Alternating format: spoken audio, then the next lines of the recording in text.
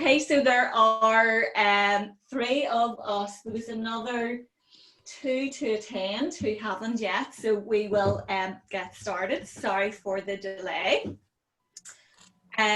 So what I've said is there's just the 3 of us, so I've unmuted everybody. If you want to get involved, well, I would prefer if you did get involved.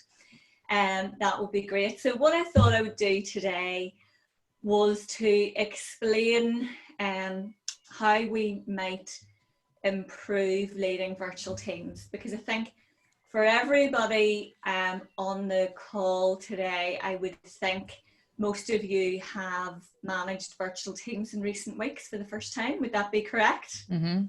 Yep. Yeah. Yep. And I'm sure that's probably raising many challenges, both for you and for those people that you manage. So again, I'm going to use a very simple framework. Most of you, I think, probably have seen it before in some format. So what I'm going to do is I'm just going to share my screen.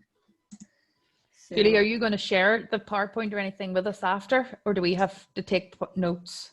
No, I can share this with you afterwards, Ange. What also will happen is I should make the note for everybody is when you, Ange had asked the question about seeing everybody. So what I'm doing is I'm using the webinar platform as opposed to just meetings. So there's a slight difference in the features there. And what will happen is, so this is recorded. So it is being recorded at the moment. And what I can do then is to send you a copy of the recording so you have it also. So I've started here with, for me, this, thinking about, well, what would help people in the current situation to, so I'm just going to hide that, okay, to, what's going on at the moment in the workplace and how could I assist with that. So what I've said here is the general purpose of the workshop is to better lead virtual teams by understanding psychological safety and why it's important. So has everybody understood or heard of that term, psychological safety? Has anybody heard? No, I haven't. No, me neither. No, okay. So in terms of psychological safety, and why is it important? So I start with today's challenge, and you're most likely going to add to this list. And that is, if you think about what's happening today as opposed to even 2 months ago. So the challenge today is there's an accelerating rate of innovation. Now that was the case months ago, but actually the case to innovate now has increased dramatically because everybody's trying to find now new ways of being able to provide their service in isolation or adapting the service to be able to provide it in the future. Because I think one of the things that we all know is life's going to be different now for some time, and that may be even for 2 years. So the need for innovation, if you think about it, there's lots of restaurants, for example, are now providing takeaway service. They can't eat in. And so there's this need to be, and was a need before, to be agile and responsive. In fact, a client emailed me a couple of weeks ago and said, one of the Inspiring Good Practice forums, and I can't remember whether you would have been there, we talked about the VUCA world, which is the volatile, uncertain, complex and ambiguous. Well, if you think the world was volatile, uncertain, complex and ambiguous months ago, well, very different now. And so because of that, again, there is the need to be agile and responsive. So most of you all went from working in an office to home working almost overnight. Yeah. And you've been able to be responsive and adaptive. And some people struggle through that process. Read in recent days a survey that had been done also that said, so 1 employees report feeling uncomfortable being in isolation. And so what we do know is people's moods and emotions will impact on their performance. And so that's, even that statistic means as leaders, that's something that we've got to consider. What we know is even being in isolation, there's a challenge there around how do we keep people engaged and satisfied and happy with their work. This morning was a reminder to me in terms of the diminishing levels of trust, because CNN were giving a catalogue of examples of where even, you know, governments had said one thing and are now saying something completely different, which leads to people feeling a lack of trust even in the government. But diminishing levels of trust can occur in the workplace. You know, I think even the challenge today is important around even some of those things that, while, you know, the last webinar that I ran on developing psychological flexibility, what people were saying is, you know, about wanting to provide certainty. Well, as a leader in today's world, you know, certainty isn't going to be possible. And so, you know, saying that everything's going to be all right or promising that everything's going to be all right is difficult to do, because all that will do is it will diminish trust in leadership teams. Yeah. And again, today's challenge we know is, again, you know, stress, depression and anxiety were very much to the front before, but those now have increased in scale, because people feeling, people being isolated will feel more stressed and depressed and anxious. And those are some of the things that I'm going to talk through, you know, why is that the case and what we can do to overcome that. So I mentioned psychological safety. And what is that? And so we have a definition here, which is a climate in which people are comfortable expressing and being themselves. And that quote is by Amy Edmondson, who is a Harvard professor. And Amy did a variety of research quite some time ago. And what she was doing is looking at what were the characteristics of high-performing teams. And what she found was the exact opposite of what she expected. So if you look at high-performing teams, some of those teams that she was looking at were in the healthcare sector. And so what she expected was that high-performing teams, she would see in those organisations there would be less errors, because that's ultimately what she thought high performance would look like. But actually what she found out in a healthcare setting, that actually in high-performing teams, the error rate was much higher than in those healthcare settings where it wasn't. And so you say, well, how does that make sense?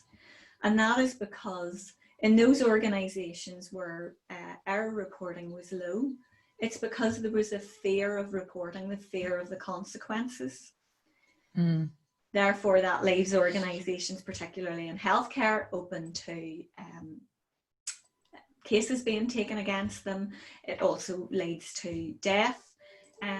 And so the idea, even in the healthcare setting, that people need to be able to be free to express. If they find something, for example, one of the cases that she found was where a nurse, for example, knew that what the doctor had prescribed was wrong, but the hierarchy of hospitals meant that you didn't question a doctor. So she proceeded with what the doctor had prescribed, and subsequently the woman passed away in the end. Oh dear. Oh my Lord. And yeah, you know, so you think about, okay, so that's, you know, a case where you move that to, you know, the very worst case scenario.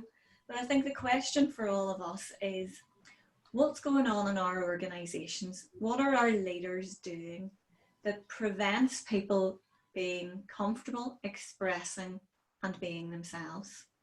So again, even, you know, if any of you have read any of Brené Brown's books, you know, what she'll say is, you know, most people wear a mask to work. In fact, most people have forgotten that they're wearing a mask because they're so conditioned. And, you know, I suppose society makes us do that. So in terms of psychological safety, the importance of that, even in the virtual teams, is if we've got psychological safety, then members of the team will take risks in front of team members because they know it's okay to do so.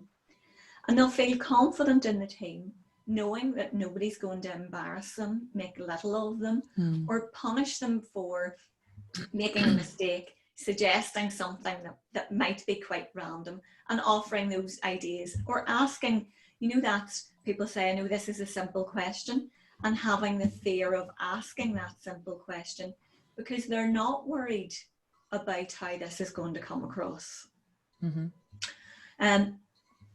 So following Amy Edmondson's research, then what Google did was, I don't know whether anybody's heard of Google Aristotle's project. No. Okay, so Google commissioned a project called Google Aristotle, and really, again, what they were doing is they wanted to look at, well, what constituted high-performing teams again. And here is, they found 5 characteristics of what was required for high-performing teams. Now, I've got psychological safety at the very top of that. They define that as the team can take risks without feeling insecure or embarrassed. You can see there are 4 other characteristics: dependability, being able to count on each other; structure and clarity, that there are clear defined goals and expectations and plans. Meaning of work is that everybody knows what their work is and how that fits in even to the bigger picture. And then the impact of work is everybody then believes that the work that they do matters. The important thing that Google found was psychological safety was by far the most important and undermined the other 4. So, one of the things then that we have to think about here is, I think that the reason that I've picked out this quote, leaders who don't listen will be eventually surrounded by people who have got nothing to say. And that quote reminds me of a question that I've probably been most frequently asked in my time supporting organisations and advising organisations is, how do you get people at team meetings to talk? Because when we have a team meeting, nobody says anything. And so the important thing here is, how do we encourage people to talk? How do we encourage people and enable them to believe that what we're going to say, what they're going to say is important? And so that we as leaders are actually going to listen and to be fully present during those meetings, and that we're listening. And we're not sending out other clues that lead people to believe that we're not listening. So, if you think about what psychological safety might be, even in terms of what I've explained, then what I have here are, here are 5 benefits of psychological safety. You think of the example that I gave in the healthcare setting is, one of the things that the benefit would be that you will know more about where things are going wrong, and you're able then to improve on those. So performance is going to be higher because you know where the problems are, because people who have maybe created incidents or found issues are easily able to discuss those with leaders. It also means that there's a culture of shared learning and communication. There's that open dialogue in organisations where people trust the conversations that they're having are going to be treated in the way that they're intended. And so that, we've got the improvement in communication and shared learning, but we've got a greater openness of learning. So rather than, this is the way we've always done it, it's about, okay, so it's okay to talk about different ways of doing things. And I think one of the things that we all know at the moment is we are all learning. And we are all learning to this new way of working. So performance improves. Again, I suppose one of the reasons for doing this session was, my concern was perhaps that there could be lots of employees out there who have really solid ideas about how organisations could improve at the minute, and they're not saying them because they don't think perhaps that either their opinion matters, or what would I know more above my manager? So if I know it, they must know it, therefore there's no point in saying it. So there's lots of reasons that people don't speak. But what we need to do is we need to make sure that we have all of those open conversations. And so, if we have that environment and culture in the organisation, then employee engagement, happiness and satisfaction improves because people feel better about themselves and feel better about their colleagues. So there is a way of measuring psychological safety. I'm not going to go through all of these questions, but again, these are Amy Edmondson's 7 questions in terms of measuring psychological safety. It might be something that you perhaps do as an anonymous survey to find out, well, how psychologically safe is my organisation? And if you consider what we're talking about today, then you may be able to do a before and after to assess how that's improved, because psychological safety is crucial to improve the innovation and creativity and communication and satisfaction and collaboration within organisations. So those will be on the slides when you get a copy of them. Most of you, I think, or everybody, I think, has heard me talking about the ACT matrix. Just going to explain that in terms of leadership here. And that is, in terms of the ACT matrix, as leaders, we can consider we experience things in the internal world and in the external world. And as we know, not everything in the internal world is always correct, but we do experience in the internal world.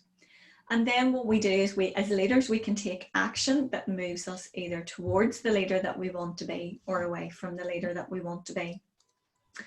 And so if we look at everything on the bottom part of the matrix, beneath the away and towards line, and we think about the internal world and we say, well, as leaders, who is important to us?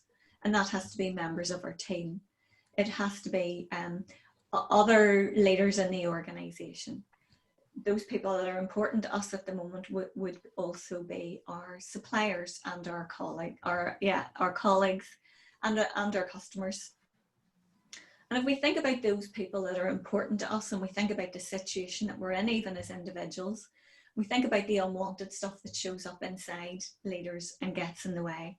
Well, I'm sure many leaders at the moment are feeling anxious, frustrated, stressed, feeling under pressure, feeling that they don't have all the answers. So a great feeling of uncertainty about, what is going to happen.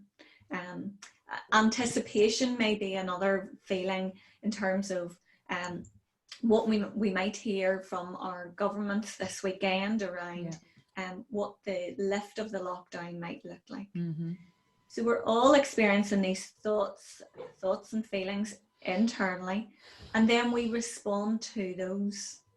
Now, the response to that might be, as leaders, it might be because we're feeling this stuff and we're feeling under pressure, that we perhaps avoid having conversations with colleagues. It might be that we are avoiding progressing on certain activities because of our fear, because of the stress. It might be as well that we're getting distracted because of our environment, even working from home. So anything we move, I've started to talk about the top end of the matrix on the top left, is really what is it we are doing as leaders that helps us to get rid of the feelings that we are experiencing, because we all do them. And the key really in the middle of the matrix is about noticing what I'm feeling and noticing how I want to respond. But it's thinking about, well, if we think about who's important, what are the things that I could do as a leader that would move me towards what's important? And that's really what I'm going to take you through now. So if we think about leading the virtual teams, what I have here is what's called the pro-social matrix. And the pro-social matrix builds on the ACT matrix in that we're no longer talking about me, but we're talking about the way now in terms of the team. And so if we think about what is pro-social, well, pro-social is about developing helpful behaviours. The pro-social matrix is based on some of the research done by Eleanor Ostrom's experience of the shared commons. And so if we look at this matrix and we think about it, and this is where I'd like this bit to be interactive. I'm going to work through this. I'm going to ask you questions. So if you feel that you're happy to shout out in terms of some of this, please shout out. If not, you can use chat box. But I'd appreciate it if you could get involved. So if you think about, at the moment, leading virtual teams, the question in the bottom part of the matrix, which is the internal experience, is if we think about your team, what's the group shared purpose, the team shared purpose, or what do you think is important to the team at this point in time? Communication. Yeah. So, communication. We have quite a number of furloughed employees, Yeah. and people want to know what's happening next, yeah. when new projects are going to start. Mm-hmm. Okay. So Yeah. we would say, so people want to know the plan, Mm-hmm. what's happening next. Yeah, whether you're here or not here at the minute, because we're the same, Claire. Okay, that's Flip. I'm so glad I'm not alone, because I'm like, Oh, good I Lord, no. can't, I don't know. Yeah. What we're saying is, yeah, I know. We send regular, Keith would send So I regular think what you're calls. saying is what I mentioned a few moments ago, people want certainty. They want you they want you to have the answers. Yeah. What else do you think is important to the team at the moment? social interaction. People are Yes. really missing not being together. Mm-hmm. So we And- try to do the Teams video calls with them at least once a week. Okay. So at least there's some facial. Yeah. Okay. So social interaction. What else do you think people want? Just gonna Security. Pardon? Security. Yeah, So for me, it's obviously- knowing they want to know they have a job to come back to, because we have Yeah. some furloughed staff, and that's Yeah. their big concern. The guys that are working are probably getting on with it, and as long as we communicate, they're fine. It's the guys Yeah. that are furloughed, Mm-hmm. it's the security side. Security, and I think, I'd probably job security, and the other one I'd add in, because Tracy, you've just reminded me, is the job safety. Mm-hmm. Yeah. If I think about your guys, out in the road, interacting with people on a close basis. So it's the whole job security and safety bit that's important. It's back to, I suppose, what I mentioned earlier, is people want to be able to trust what you're saying at the minute. Yes, trust. That's very important. Trust and respect. And a lo- also the other one that I'm going to put in there as well is empathy and compassion. Mm-hmm. You can understand where I'm at. You can understand how I'm feeling. And even to be authentic Yeah. in terms of that leadership. We're all in this together. We're all in this together. Are you here everywhere now? And, You know, you do. so, if you think about it, everybody here is saying the same thing. So, even those things, well, I'm going to add another one in that, is to be inspired. Mm-hmm. If you think about it, many of you have people who are either furloughed or who are working from home, and their view is it's just no fun. No. But I find that really hard, because there are days where I literally am just like, this is shit. And I find it really hard to find inspiration for myself to And get motivation. through the day. I know, Yeah. I agree. And you're still working? Yeah. Yeah, so am I. So Yeah. And there are let's days just, that, God. Claire, you've just brought me over to the left side of the matrix, so let's have a chat about that. So how are you feeling? And you said shit. Yeah. Yeah. So what, Demotivated. It's nearly the opposite to, we are obviously still working, so we can see what's coming through or what's not coming through. So we're going, oh my God, when is this going to pick up? And, it's trying to keep yourself, you absolutely have to try and keep yourself positive and keep yourself motivated that it's going to end, it's going to come out, we're going to come out the other side, it's going to be better. You have to Okay. really talk to yourself every day. Yeah. So what I Yeah. hear, I think, Ange, is I hear vulnerable Mm-hmm. is what you're feeling. Okay, I know what you're trying to tell yourself to do. Mm-hmm. I would say frustration as well, from the point of view is because maybe you're feeling a little bit insecure because you're not sure where the next job's coming from, or you're not that empathetic because you're actually really stressed working 12 Yes. hours a day. They're sitting at home in the sun. You're like, Mm-hmm. you know, you're Mhm. trying to be all things because you want to keep them saying, yes, there's a job to come back to. Yeah. Um, Plus, you're trying to keep I the have it in business. hand. Yes, yeah. I have it in hand. It's all good when you're actually not feeling that it's all good at all. Mhm. Yeah. Okay, so yeah, you're feeling vulnerable, stressed, resentment. When you're feeling it's not good, what else are you feeling? What is that not good? For me, it's more of the Groundhog Day. It's the Yes. dull repetition. I don't know how you say that. That doesn't really answer the question you just asked. But it's the dull repetition of I'm just like, oh my God.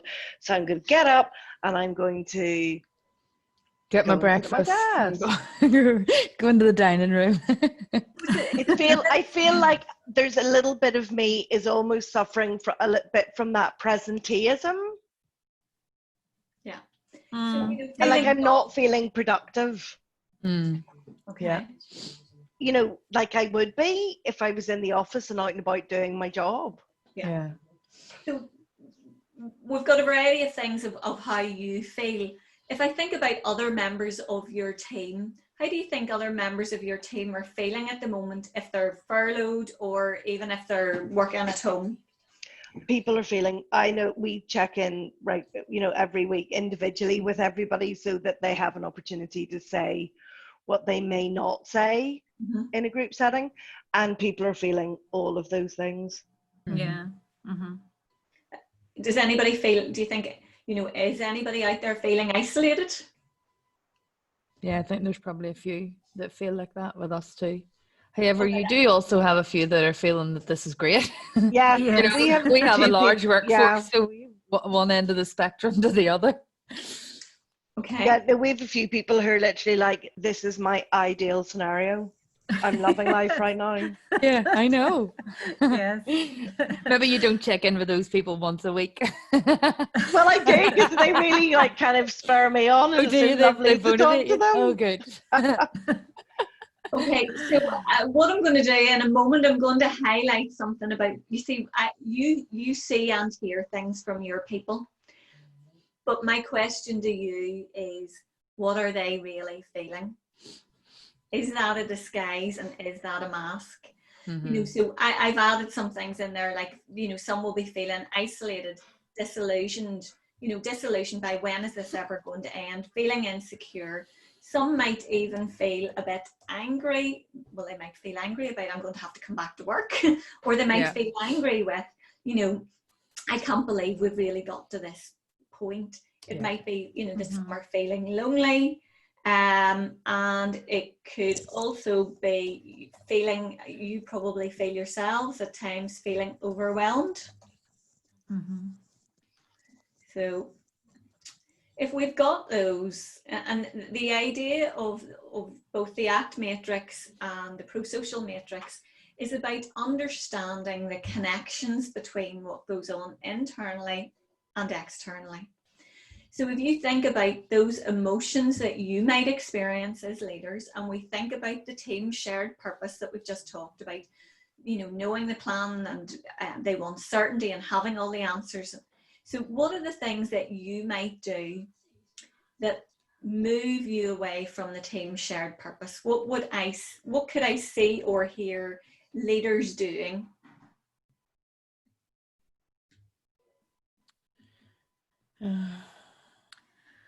What did I just notice?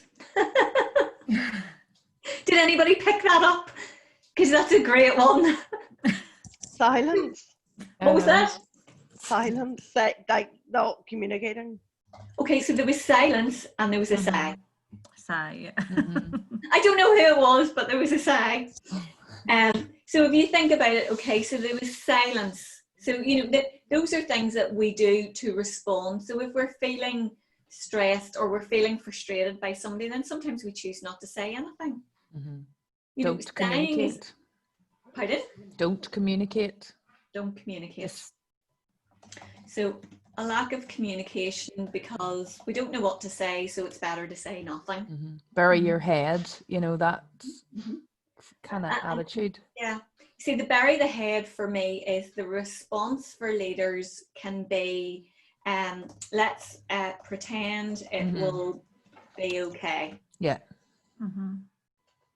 Because if we pretend that it's going to be okay, then that makes me feel better. That gets rid of my anxiety, perhaps, or, you know, the feeling of being overwhelmed, because I can tell myself, you know, it'll be all right. Or actually I will tell colleagues, don't worry, we'll get through this. You know, as Ange said, don't worry, we'll get through this.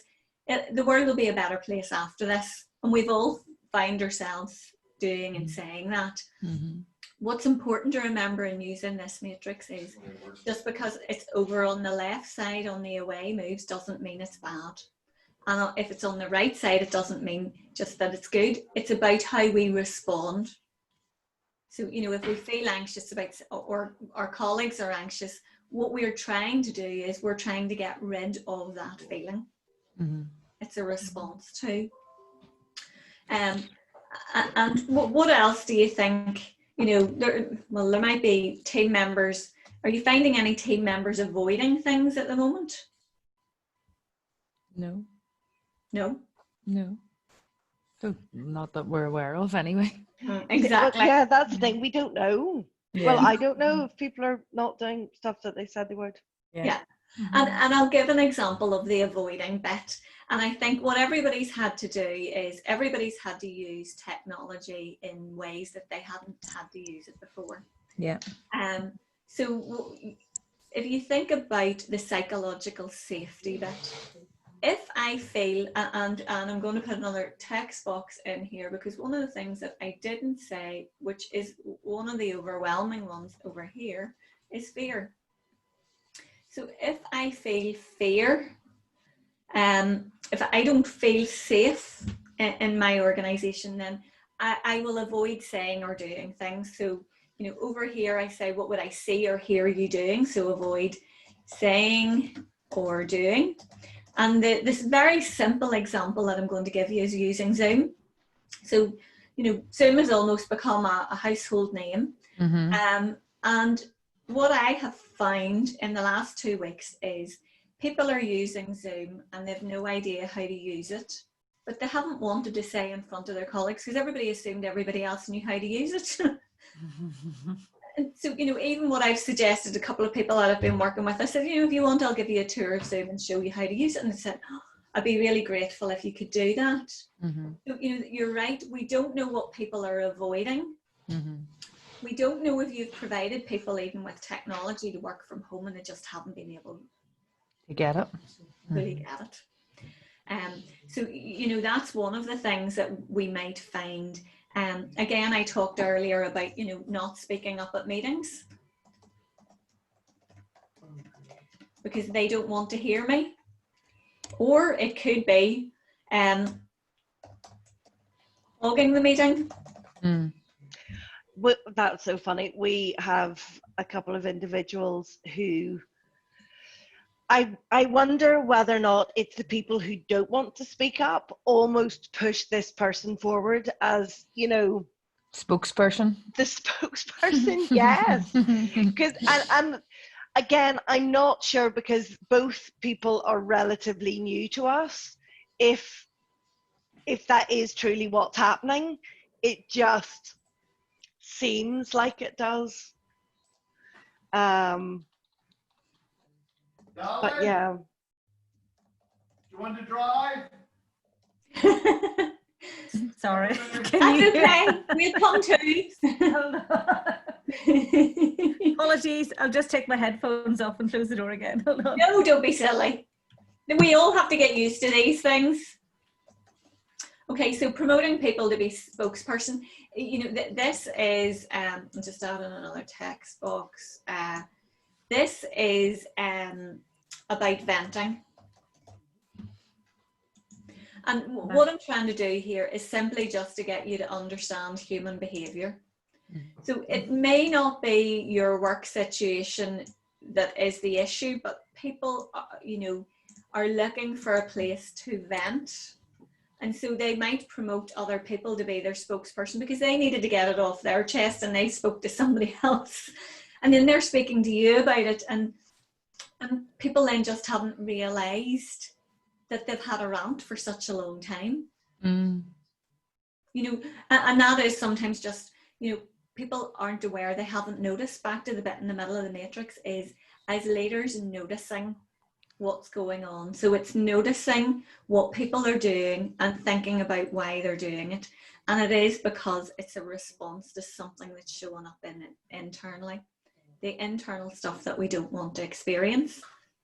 So, the venting, think about it also, the rolling of the eyes.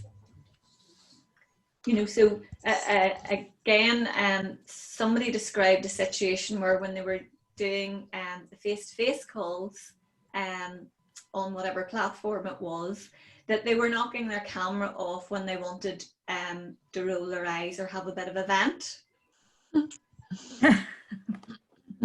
So, if you think about that even as well, is knocking your camera off, it is also a clue. It's something we do in the external world. And it's about noticing that actually I'm experiencing something I don't want to experience, and that's how I'm responding to it.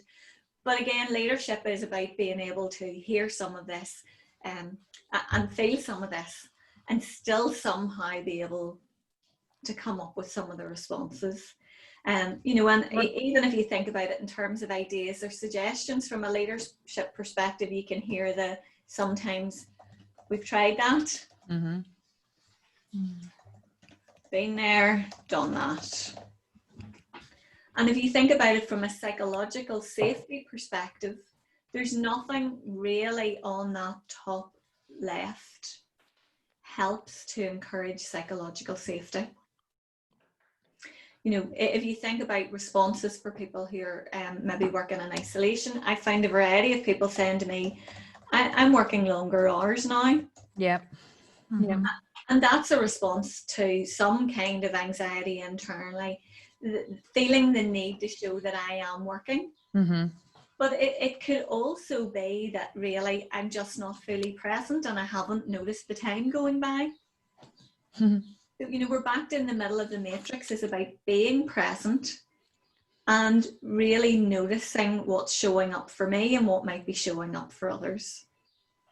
In here as well, at team meetings, sometimes, I might be called a bit of a stick in the mud, but I think it's important to consider these things, is joking about colleagues.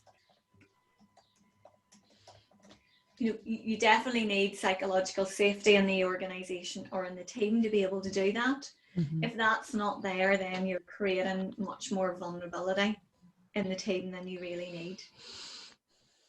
So, if we move over then to the top right of the matrix and we say, okay, as leaders, what could we do as leaders to consider the team's shared purpose and lead virtual teams in an effective way? What kind of things do you think are required to lead the virtual teams? Positivity. Motivation. Is this? Yeah, so I think, if we think about it is, okay, so what you want, I suppose, Ange, in terms of the positive, the question is, what can you be positive about? Because what you don't want to do is to set out some unreal expectations. I suppose we're seeing this as an opportunity to actually, because we're looking at things differently, how can we do things differently, but maybe better, more efficiently, and use it as not just a learning experience, but to sort of reassess what everybody is doing, how they're doing it.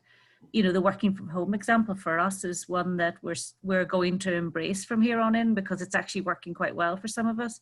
So there is a real sense of positivity with us, whereby, and it's giving a number of us a chance to do things that we haven't had a chance to do for quite some time.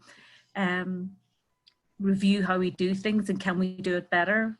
Yeah, that's what we're doing. Operational projects, IT Yeah. projects that we've all just been wanting to get done for so long, haven't been able to get done. So they're getting tested at the minute. So what you're saying is to reassess work practices and how we can do it better. Also, you're talking about reviewing the Operation policies, and also with that you need some risk assessments done in terms of the home working.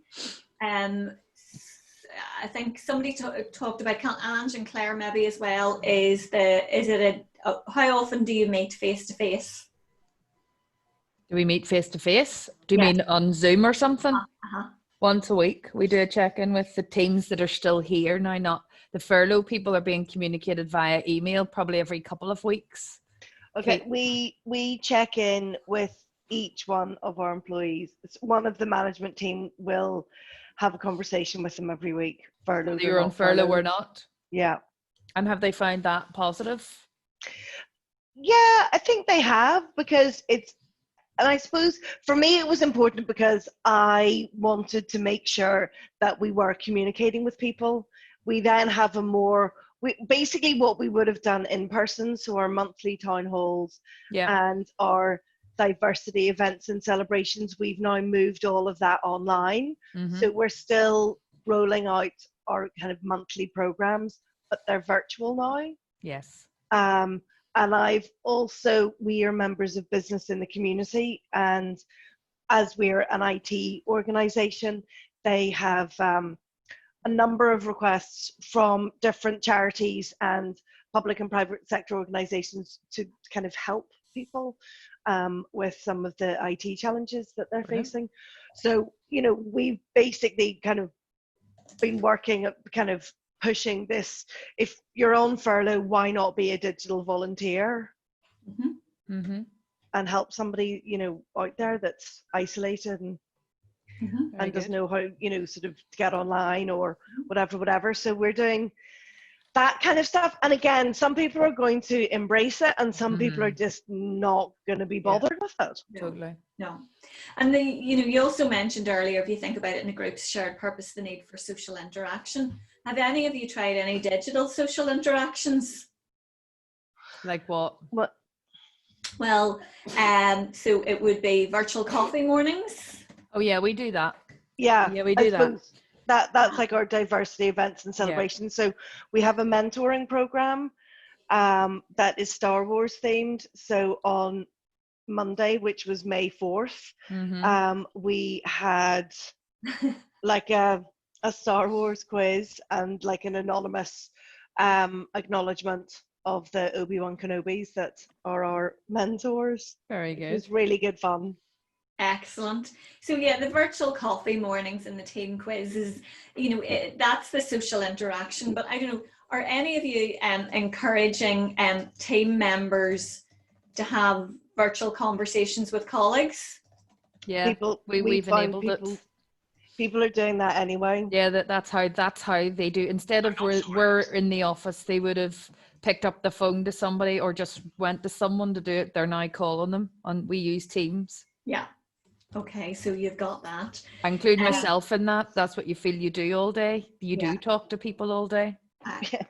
Which is quite tiring, and it's very tiring. As well.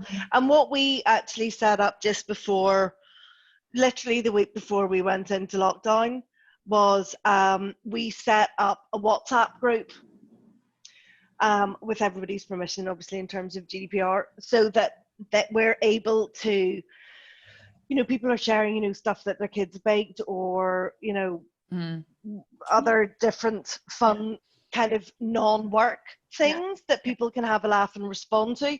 And we've also instigated a number of well-being initiatives. So we have Mindful Monday, we have Workout Wednesday, and we have Feel Good Friday, where, and again, people, it's their choice whether or not they want to participate. So Feel Good Friday, people will email, that little group 3 things that they're grateful for that week. Okay. And again, that's quite nice and positive. And then we're also doing a step challenge And we have decided that we're going to walk from our Belfast office to our headquarters in Chicago, which is like 8 million steps. Yeah. So that'll Wow. keep us all going. Yeah. Mhm. And I think, on that point of well-being, Claire, as well, I think nearly everybody on the call also uses Vitality as your health insurance or has access to some kind of, Yeah. health package. And I think it is also about reminding employees and those that are furloughed about what they have access to. So those of you that do have access to Vitality will know maybe that they give the Peloton membership access up until some date in August. So there's online classes that you can be attending, and it's not costing you a penny. Brilliant. Yeah, Vitality is brilliant. Yeah, it is, absolutely. I mean, I have it myself, and I've definitely been using it. So, I think it is, well-being, we would say, is maybe one of those important things that we don't have at the bottom of the matrix, because everybody wants to be well at the minute. How do we continue to do that? And Vitality as well, it might be maybe sharing some of those blogs with the team as well. So, it might be a case of maybe your emails to people aren't all work related. Yeah. You might slip in some of the health and well-being in there as well. And I think in terms of the healthy initiatives for those people that are working from home, it is about the healthy boundaries. So it is about encouraging people to think about, their day and their schedule and their work environment and how they're managing to work from home without causing difficulties in terms of their health. It might be, as I said, even in terms of the technology, is let's make sure that if everybody's got technology that they can use it. And I think, has anybody been having those conversations, not just about how do we do things and how we can do them better, but is there a different way that we could or should be providing the service? As a company to our clients?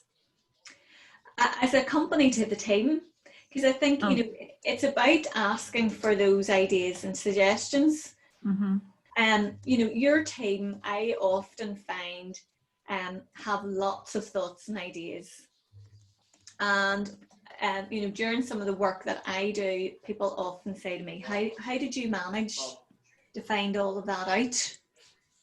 And normally it's just, well, I've asked the question. So, it is about maybe saying to people, can you see service, different services that we should be providing, different ways in which we should be providing the service that would ensure, because what everybody wants is the job security. So, this is back to, if we think about today's environment, there's an accelerating rate of innovation, and that's much greater than it was a couple of months ago. So, what are we doing to stay ahead? How can we make ourselves more relevant than we are at the moment to our customers? And it might be also, Teresa, that you're asking the customers that.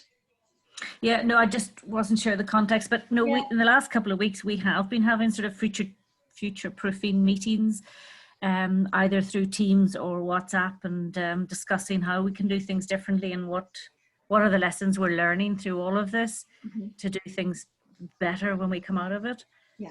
But I'm just thinking, as we're talking, we probably need to roll that out to other teams and to bring more people in, make it more inclusive. There's probably voices that we're not listening to at the moment that we should be. And that's, I think if anything that comes out, because the point that I was just going to come to write down there is, as well, what you've just said there is key for you as leaders is to listen and be present. So you're right, Teresa. So you're having those conversations and you're asking those questions, but are we asking those of everybody? Does everybody feel involved and included in that? Or do they just think that, well, I'm just not important enough?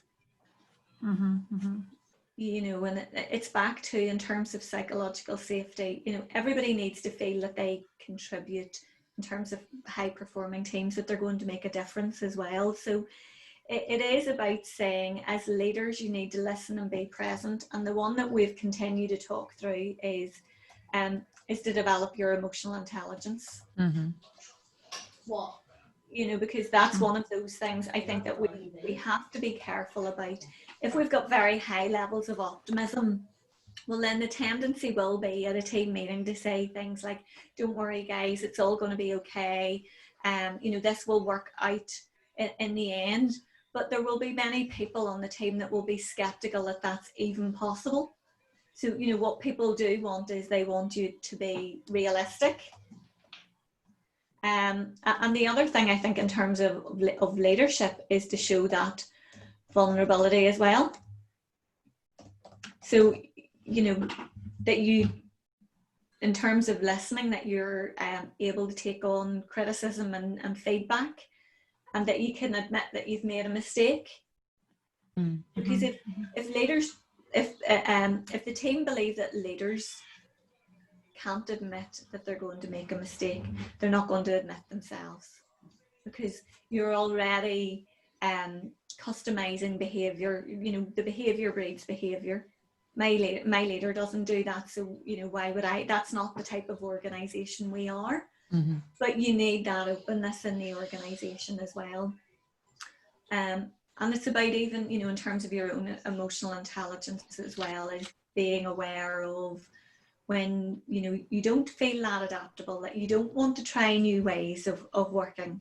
You know, most people, I suppose, when I talk about emotional intelligence, will say they're fairly adaptable, but when we, you know, scratch the surface, we'll all find that actually we're not, because human behavior, the life that we live, leads us to be very programmed.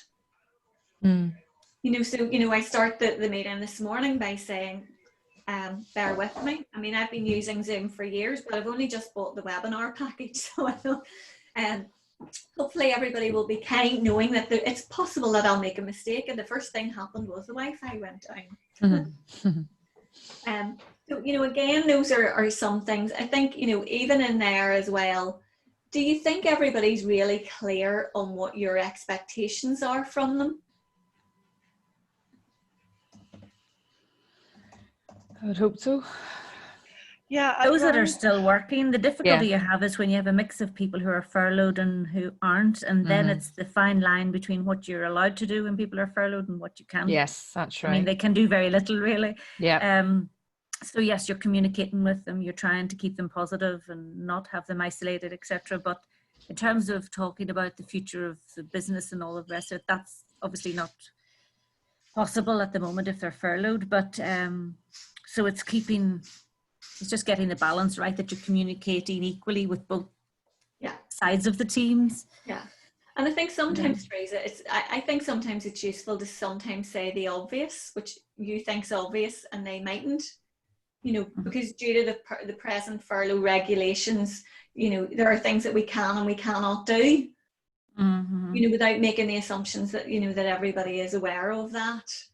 And, you know, yes, I mean, I've heard lots of stories out there, because it takes me to the bottom left of the matrix about the resentment. So, you know, if you've got teams, some of the team working and some of the team furloughed, there has to be a lot of resentment in there around, perhaps, you know, why am I the one that's working? Because they're not working and they're getting paid. Yep. Yeah. You know, and you all possibly feel like that. We're all busting it, our guts to keep this organisation going. But the one thing that I would say with all of these, because, you know, many of those emotions and many of the behaviours that you would see from your employees, particularly the behaviours, are as a result of stuff that's showing up inside. And so I think it's about stopping and noticing the behaviour, and then considering perhaps what's showing up. And it's maybe even asking that question around, well, you know, what's showing up for you at the moment, you know, this week. You know, if you've got people who are fearful about the future, and you ask that question in those catch-ups, perhaps, Claire, that you might be having on an individual basis, and you're saying to people, well, how are you? And you get people saying, oh, I'm great. How are you getting on with your work? Oh, it's super. no difficulty. Because nobody wants to be vulnerable. Mm-hmm. Nobody wants to perhaps identify a problem.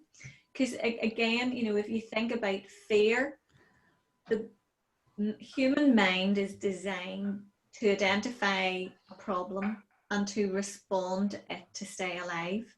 So fear activates the amygdala within our brain, and that's responsible then for that fight or flight response.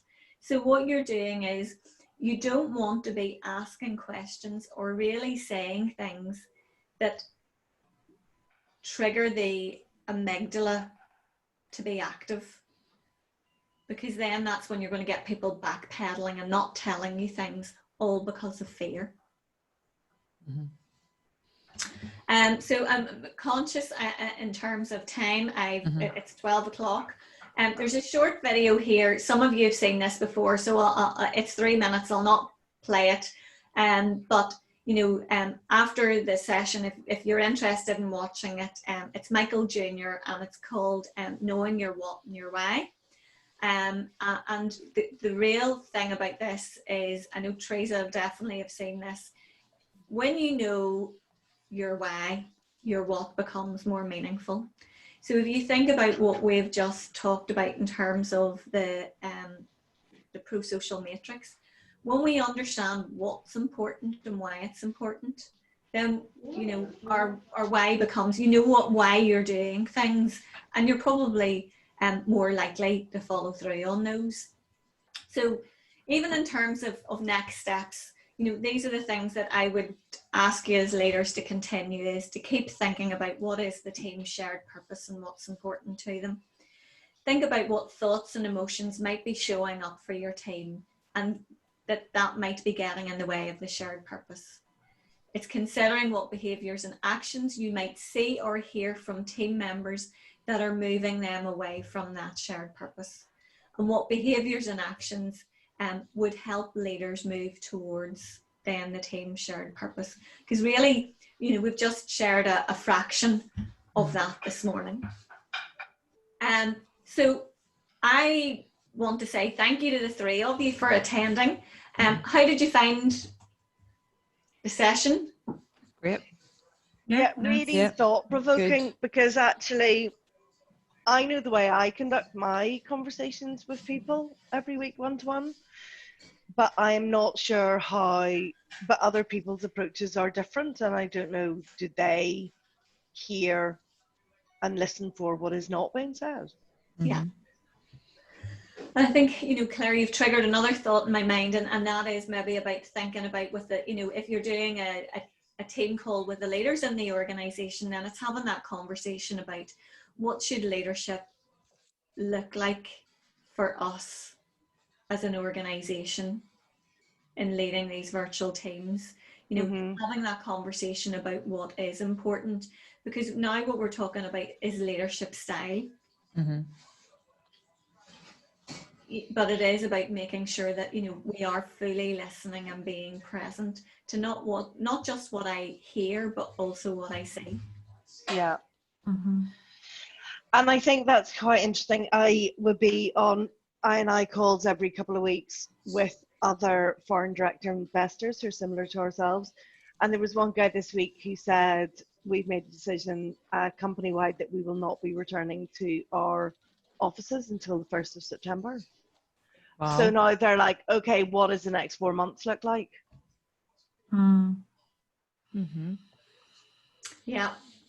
And that's it. You know, I think, you know, we all want to be positive, and you know, so that might be, you know, that's the type of leader that I want to be. So I want to be positive. So it's looking for the positives in everything, but also being aware at the same time of just where other people are at. Yeah. Any questions on using the pro-social matrix there? Any thoughts, suggestions? No, it's good. Probably need to, well, I probably want to have another read over it. Yeah, me too. It's not something I'm familiar with. Yeah. And you know, that is the thing, you know, using the matrix once, you know, you get an idea of it, but it is like anything, it's like continual practice. Yeah. It's a new skill to develop. So the pro-social matrix is about developing psychological safety. It can be used in so many different situations in the organisation. All I've done is I've used it as a framework to have a conversation about leading virtual teams. But you can see how much came out that might not have come out without it. Just remind me again, Julie, what does the ACT stand for? ACT stands for Acceptance Commitment Training or Acceptance Commitment Therapy. Right. Couldn't remember. I was trying to remember what it was. Yeah. So, the ACT matrix is what you could as an individual practice. The pro-social matrix is something that you practice with a team when you're looking at a we situation rather than a situation. Okay. So the I is the ACT one and the we is the pro-social. Yeah. Okay.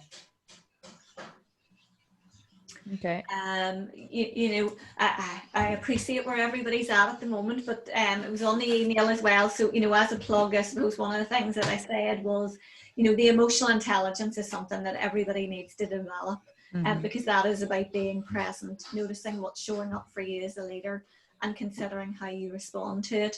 So what I've done is I've put a couple of special offers on the email, which are about developing emotional intelligence, or even doing some coaching with maybe leaders of your team that you might feel need help. And so if I'm doing individual coaching, I'm likely to be using the ACT matrix and helping people to develop their psychological flexibility or psychological resilience using the ACT matrix. I know, Julie, the work you did with our teams on emotional intelligence, there was a lot of skepticism before you came in, but it didn't take long for people to realize, oh my goodness, this does relate to me. I get it now. It went down really well. It was, the staff loved it. It's hard to believe those benefits until you've been through the process. Yeah. No, people were carrying their folders around, and it caused a lot of discussion in the office, and not being sexist about it, but there's a lot of guys in particular very cynical. But they loved it. They loved some of the exercises I had to do, and the mindfulness really took off. The meditation and the discussions over who was doing what meditation on a Monday night or whatever. It was brilliant. It was very good. And sometimes, Therese, it's maybe reminding people, because we can forget the tools that we already have. Yeah. Well, we actually started up a newsletter as part of this exercise to try, because we have a very sort of varied type of staff, and we thought the best way to keep in touch with everybody without WhatsApping, we do that as well, but we do a newsletter now, and every week it has a health and well-being section in it, and quite often we're reminding them of the resources, some of which we went through with you, Julie, and to your webinars, and the different health packages we have in place and things like that, just reminding them of the resources that are there. Exactly. And again, even for another organization, if it just throw out some things, some organizations have come to him and said, look, how would you deal with it? What could we do? And so, one of the things even that I've agreed to do for an organization is to do some webinars with their team to help them to develop the psychological flexibility or build psychological resilience. So it's getting people to understand themselves and how they're responding. Particularly, again, you talk about those people on furlough, and those people might have lost their structure in their day, and so they have also fears, feeling angry, feeling isolated, may have lost their sleeping patterns. Those are responses to how we're feeling internally, watching lots of television. I think one thing that we could say the majority of the population is doing is eating more than they probably were eating before, because the focus becomes on food. So it's the highlight of your day, isn't it? Yeah. So it's about noticing that and to say, well, if that's the highlight of my day, then let's be more present.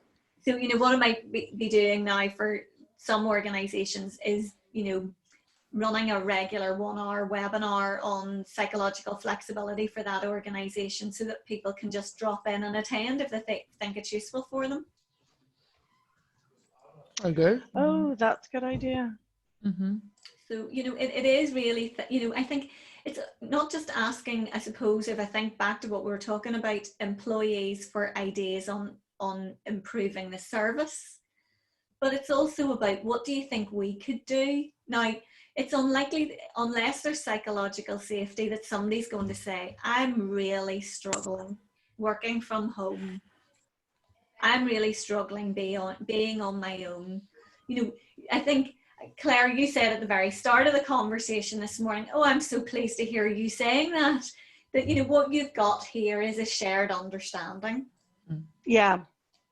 And that can also be useful, you know, for the individual members of your team, is to know, I'm not the only one that feels like this. And I think we very much had that approach to, you know, kind of being, you know, as listening to what it is that people are experiencing. And also what we did do as well whenever we first went into lockdown was everybody was very active, sharing interesting things that they had read about the importance of establishing routine and differentiating the weekdays from the weekends and all that kind of thing. So we're having ongoing conversations with people around that, and also with the employees who are furloughed. Exactly. You know, I think it is, yeah, those are the things that are important that we need to remind everybody about, you know, because it is, if well-being is important to everybody at the moment, and we make that assumption that it is, then what as an organisation can we do? And that is, you know, those people that are furloughed, reminding them of the importance of routine in their day, reminding them that they have access to the Vitality app, you know, how they could be using that, even to get their rewards. Because the cinema rewards have now been replaced by I've forgotten the name of the app, to be able to buy movies on it. Oh yes, I've forgotten to. Yeah, so just keeping up with all of that and just reminding everybody, and checking that, you know, as I said, people have the technology, or if there's something that they need in equipment, you know, that life isn't more difficult because they have Yeah, totally. So ladies, it was lovely spending time with you this morning. Yes, it was lovely. As Thank you always, very much, Julie. I'm delighted to hear all of your voices. I was thrilled when I saw your name signing up. I really do hope that, you know, the time that you've taken out of your very busy and stressful days was helpful and gives you something to take away with. Yeah. And thank you, Julie. Please feel free to drop me through an email if you think there's another webinar that I should do that would be useful for you. Always willing to listen. Perfect. And always willing to pull something together. You know, if I did one of these once a month or every other week, I'm very happy. Yeah, totally. I'm looking forward to hearing what comes out of this weekend. Sunday, I know. I'm feeling then that we can make a bit more of a plan and work towards something, even if it doesn't have dates on it. Yeah, yeah, exactly. And you know, you could say certainly in the South that, you know, that there was a clear plan there that everybody could start to progress towards. So that will be really great to see what comes out at the weekend. Yeah. Yeah, for sure. Stay safe, everybody. Look after yourselves, and I look forward to one day in the future being able to spend time with you face to face. Yes. Brilliant. Thank you very much, Julie. Thank you, Thank Julie. you all. Take care. Thanks a lot. Speak to you soon. Bye. Bye. Bye. Bye.